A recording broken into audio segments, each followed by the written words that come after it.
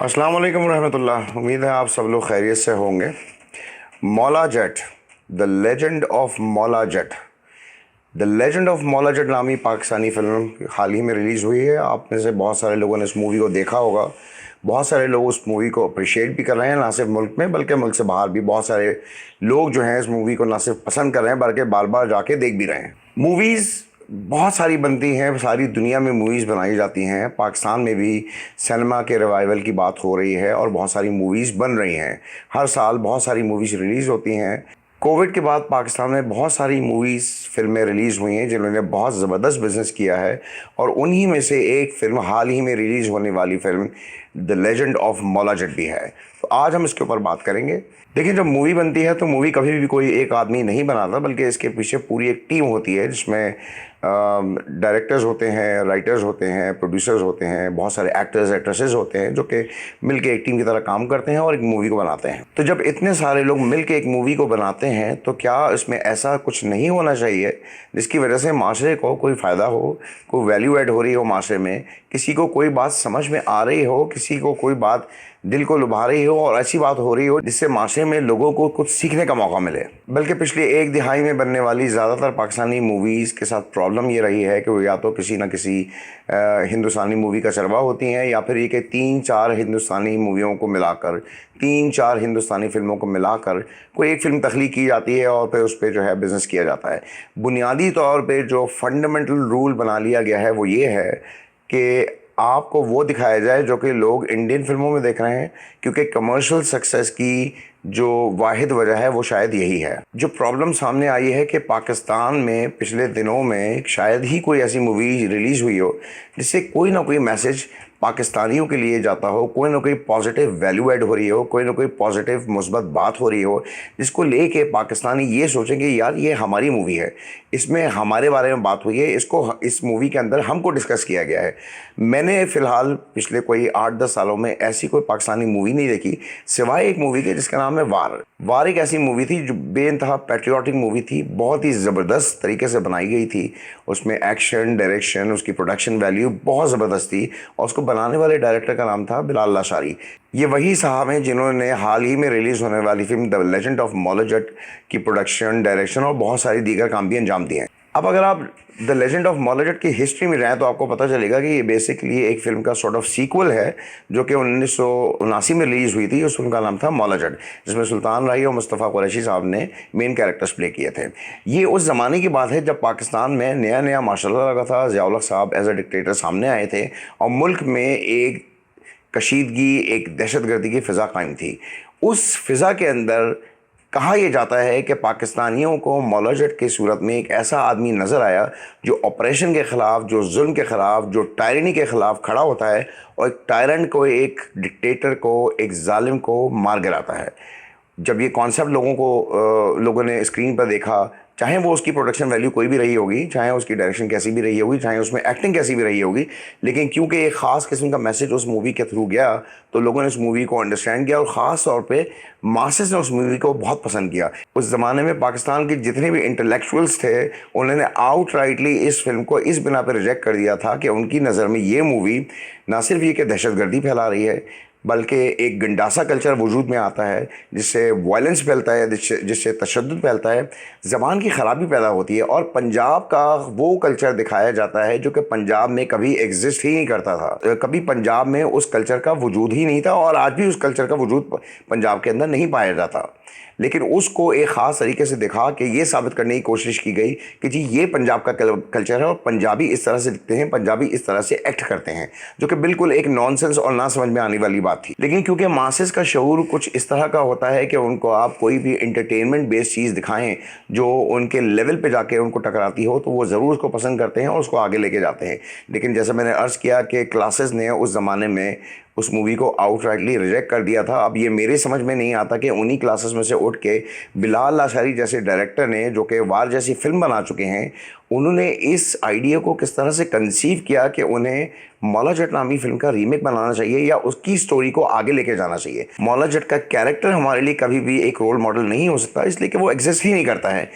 और हमने उसको इस मूवी के अंदर लेजेंड बना के पेश किया, जो मेरे लिए बहुत ही अचंभे की बात है। कहा जा रहा है कि इस मूवी के ऊपर, जिसका नाम लेजेंड ऑफ मौला जट है, इस पर तकरीबन 40 करोड़ रुपए का बजट लगाया गया है और अब तक की आमदनी 100 करोड़ से ऊपर जा चुकी है, जिसका मतलब है कि मासेस और क्लासेस दोनों इस मूवी को पसंद कर रही हैं। उसकी जो बुनियादी वजह मेरी समझ में आती है कि इस मूवी की प्रोडक्शन वैल्यू बहुत ज़्यादा है, लेकिन स्टोरी, कैरेक्टर्स, ख़ासतौर पे मौला जट और नूरी नाथ और बाकी जो कैरेक्टर्स हैं वो इतने सिमिलर हैं कि आप उनके अंदर फ़र्क नहीं ढूंढ सकते, सिवाय इसके कि उसमें कैरेक्टर्स जिन लोगों ने प्ले किया है वो डिफरेंट हैं। 40 साल से ऊपर का ज़माना गुजर चुका है, तो जो प्रोडक्शन वैल्यूज़, जो स्टाइल ऑफ फिल्म मेकिंग है, वो टोटली चेंज हो चुका है, तो वो शायद लोगों को ज़्यादा अपील कर रहा है। लेकिन अगर आप थोड़ी सी गहराई में जाके सोचें तो क्या आप मौला जट जैसे आदमी को, मौला जट जैसे कैरेक्टर को कभी ज़िंदगी में अपने घर में भी घुसने देंगे? क्या आप ये समझेंगे कि मौला जट आपके लिए, आपके बच्चों के लिए, आपके आने वाली नस्लों के लिए किसी भी तरह से एक रोल मॉडल का किरदार अदा कर सकता है कि नहीं कर सकता? सवाल बुनियादी तौर पे ये है। तो हमें क्या ज़रूरत है, हमारे ऊपर क्या ऐसी विपदा आन पड़ी है कि हम मौला जट जैसे कैरेक्टर को लेजेंड बना के अपनी नई जनरेशन को पेश कर रहे हैं, और 40 साल बाद भी पाकिस्तान का सिनेमा मौला जट से लेकर the legend of Maula Jatt में आके फंस गया है और हम अब भी वही मूवी बना रहे हैं। अब देखिए होगा क्या, होगा ये कि पहली मूवी बनी है इस तरह की, और मेरा ख्याल है कि जैसे बिलाल लाशारी ने भी अपने इंटरव्यू में एक बात की है कि basically he wants the revival of the Punjabi cinema. तो वो जो रिवाइवल होगा वो तो शायद ना हो, लेकिन एक भेड़चाल ज़रूर होगी, जो कि हमने पिछली दौर में भी मूवीज़ में अपने कल्चर के अंदर देखी है कि एक मूवी बनी है, उसके जैसी 10,000 और मूवीज़ बनेंगी और इसी तरह काम आगे चलता रहेगा। मौला जट मूवी की हिस्ट्री के बारे में बड़ी इंपॉर्टेंट बात यह है कि इस मूवी को प्ले करने वाले दो मेन कैरेक्टर्स, सुल्तान राही साहब और मुस्तफ़ा कुरैशी साहब, उन दोनों ने अपनी ज़िंदगी में तकरीबन 700 और 600 फिल्मों में काम किया है। सुल्तान राही साहब ने तकरीबन 700 प्लस मूवीज़ में काम किया है और मुस्तफ़ा कुरैशी साहब ने 600 प्लस मूवीज़ में काम किया है। और हैरानगी की बात यह है कि उन 700 और 600 मूवीज़ को अगर आप उठा के चेक करना शुरू करें तो आपको पता चलेगा कि ये मोर और लेस वही कैरेक्टर्स थे जो दोनों ने मौला जट की मूवी के अंदर प्ले किए थे। तो इसका मतलब ये है कि हम पिछले 20, 30, 40 साल में मौला जट ही के कैरेक्टर को डिफरेंट फिल्मों में, मुख्तलिफ फिल्मों में मुख्तलिफ अंदाज से देख रहे हैं। मैं बहुत क्यूरियस हूँ, बहुत शिद्दत से ये जानना चाहता हूँ कि बिलाल लाशारी का थॉट प्रोसेस क्या रहा होगा कि वो बंदा जिसने वार जैसी क्लासिक ज़बरदस्त फिल्म बनाई है, जो कि इंतहाई पैट्रियाटिक मूवी है, बड़ी वेल मेड मूवी है, बड़ी उसकी प्रोडक्शन वैल्यू बहुत हाई है, उसको क्या सूझी थी कि उसने मौला जट के कैरेक्टर को बेस करके उसे लेजेंड बना के हमारे सामने पेश किया है। 1979 में रिलीज़ होने वाली इस मूवी के कुछ कैरेक्टरिस्टिक्स है जो मैं आपको बताना चाहूँगा, जिसकी वजह से माशरे में एक तब्दीली भी वाक़ हुई है। पहली बात है कि इस फिल्म में गंडासा कल्चर इंट्रोड्यूस हुआ था। गंडासा मुझे नहीं पता कि पंजाब में कितना पाया जाता है, मैंने पंजाब में थोड़ा बहुत ट्रैवल किया हुआ है और मैंने आज तक वहाँ पे गंडासे नामी चीज़ कभी देखी नहीं, ना शहर में ना कभी गाँव में। लेकिन ये बताया गया हमें कि जी पंजाबी जब चलता है फिल्म में तो वो अपने साथ गंडासा लेकर चलता है। उसके अलावा उस गंडासे की बिना पे जो तशद्दुद उस मूवी के अंदर पेश किया गया वो भी अपनी जगह एक अलग ही चीज़ थी। ज़बान बहुत ज़्यादा ख़राब इस्तेमाल की गई, बड़कें मारी गई, और इन बड़कों का कल्चर जो है फिर आखिर में पंजाबी फिल्मों में हमने आगे 30-40 साल देखा और आज तक देख रहे हैं। अगर आप आज शान की मूवीज़ भी उठा के देख लें तो बेसिकली मौला जट टाइप की, सुल्तान राही साहब की मूवीज़ का चरबा ही होती है। हमें एक झूठा इंप्रेशन ये दिया गया कि मौला जट में जो कल्चर दिखाया गया है शायद वही पंजाब का कल्चर है, जो कि बिल्कुल सरासर गलत बात है। पंजाब का कल्चर कभी भी इतना पुरतशद्दुद, इतना वॉयलेंट, इतना आउट ऑफ द बॉक्स कभी भी नहीं रहा है। लेकिन क्योंकि ये मूवी उस ज़माने में बहुत ज़्यादा हिट हो गई थी, तो इसलिए उसके बाद आने वाली सुल्तान राही साहब की तकरीबन 700 मूवीज़ में से कम बेश 99% मूवीज़ में उन्होंने इसी तरह का रोल प्ले किया है और अपने उसी रोल को वो रिपीट करते चले गए हैं। अच्छा, अब करने वाला काम क्या है? बेसिकली मूवी मेकिंग में क्या होता है, देखें आप दुनिया में हर जगह पे, मैं आपको ये बात भी बता दूं साथ में, दुनिया में हर जगह पे मौला जट टाइप की मूवीज़ बनती हैं। अगर आप हॉलीवुड की एक्शन मूवीज़ को उठा लें तो वो अपनी जगह मौला जट मूवी कहलाती हैं। अगर आप बॉलीवुड की मूवीज़ उठा लें तो वहाँ पे अपनी जगह का मौला जट आपको कहीं ना कहीं नज़र आ जाएगा। लेकिन उस मौला जट को कॉम्पनसेट करने के लिए उन्हीं ममालिक में कुछ ऐसी मूवीज़ भी बनाई जाती हैं जो इंतहाई बामकसद मूवीज़ होती हैं। हर कंट्री के अंदर, ख़ास तौर पे अगर हम बड़ी सिनेमा इंडस्ट्रीज़ की बात करते हैं तो हमें हॉलीवुड और बॉलीवुड ही नज़र आता है। इंडिया की फिल्म इंडस्ट्री या फिर हॉलीवुड की फिल्म इंडस्ट्री, दोनों जगह आप देखें तो ये वायलेंट मूवीज़ भी आपको नज़र आएंगी, लेकिन उसके साथ साथ आपको डेफिनेटली कुछ ऐसी मूवीज़ नज़र आएंगी जिनमें बेइंतहा मकसदियत होती है। जैसे मैं आपको एग्जाम्पल दूँ कि बहुत सारी मूवीज़ आजकल बनना शुरू हो गई सेलिब्रिटीज़ के ऊपर, उनकी पर्सनल लाइफ के ऊपर फिल्में बनना शुरू हो गई हैं। इंडिया ने पिछले 10 सालों में कम से कम 20 से 25 ऐसी मूवीज़ रिलीज़ की हैं जो कि सुपर हिट मूवीज़ हुई हैं, जो उनके लेजेंडरी अदाकारों पे, सेलिब्रिटीज़ पे, क्रिकेटर्स पे, पॉलिटिशियंस पे बनी हैं और उनको लोगों ने जाके देखा है क्योंकि लोग उनके बारे में उस एंगल से जानना चाहते थे जिस एंगल से डायरेक्टर ने अपने तौर पर एक सही पिक्चर उनकी पेश करने की कोशिश की है। तो अब मेरा सवाल ये है कि 40 करोड़ रुपए क्या हमें लेजेंड ऑफ मौलाजट पे लगाने चाहिए थे, या अपनी ज़िंदगियों में, अपने पाकिस्तान में, अपने मुल्क के अंदर मौजूद कुछ ऐसे कैरेक्टर जिनमें ईदी साहब मौजूद हैं, जिसमें डॉक्टर अब्दुल कदीर साहब मौजूद हैं, जिसमें जावेद मियांदाद मौजूद है। Javed Miandad is a living legend. क्या हमें उसकी ज़िंदगी में फिल्म नहीं बनानी चाहिए थी? इंडिया में महेंद्र सिंह धोनी के ऊपर फिल्म बन चुकी है, इंडिया में कपिल देव के ऊपर फिल्म बन चुकी है, इंडिया ने अपनी 83 की वर्ल्ड कप की विक्ट्री के ऊपर फिल्म बनाई है। तो क्या हमें अपने 92 की वर्ल्ड कप की विक्ट्री पे फिल्म नहीं बनानी चाहिए? क्या वो ऐसा कंटेंट नहीं है जो लोग जाके सिनेमा में देखेंगे?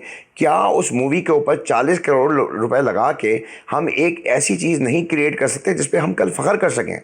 मैं आपको जावेद मियांदाद साहब के बारे में बता सकता हूँ कि he is a living legend. मैं बात किस लिए कह रहा हूँ कि ये वो बंदा था जिसने सिंगल हैंडेडली ऑस्ट्रेलिया कप के फाइनल में 1986 के अंदर हमें वो पहला कप दिलाया जो पाकिस्तान की तारीख का पहला कप पाकिस्तान ने जीता है, और वो भी आर्च राइवल इंडिया के ख़िलाफ़, और वो भी आखिरी बॉल पे जब पाकिस्तान को 4 से 6 रन की ज़रूरत थी और जावेद मियांदाद ने वो मशहूर छक्का मारा जिसकी वजह से सारी ज़िंदगी वो मकबूल हैं और मकबूल रहेंगे।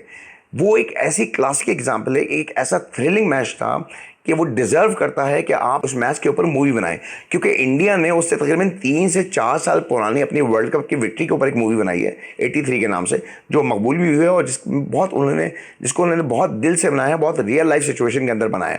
तो क्या हमें जावेद मियांदाद की उस विक्ट्री के ऊपर, पाकिस्तान की उस विक्ट्री के ऊपर, या इवन 92 की वर्ल्ड कप की विक्ट्री के ऊपर हमें फिल्म नहीं बनानी चाहिए?